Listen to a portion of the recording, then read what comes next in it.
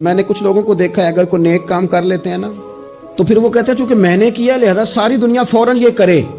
آپ یہ کیوں نہیں سمجھتے کہ رب نے آپ کو توفیق دی ہے تو آپ عاجز ہو جائیں اللہ کے بندے, آپ عاجزی اختیار کریں.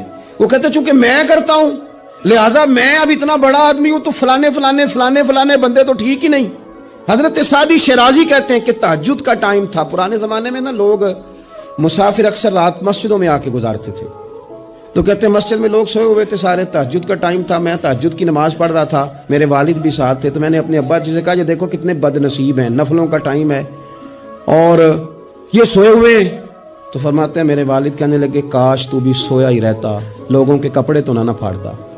او خدا کے بندے اگر تو نے پڑھی ہے تو تیرا اور رب کا رشتہ ہے, اس کی بنیاد پر تو دوسروں کو حقیر جاننے لگ گیا. علم پڑھے دا مان نہ کریے ماتا کی میں پڑھیا, او جبار کہار کہاوے متے روڑ دے میں دودھ کڑیا.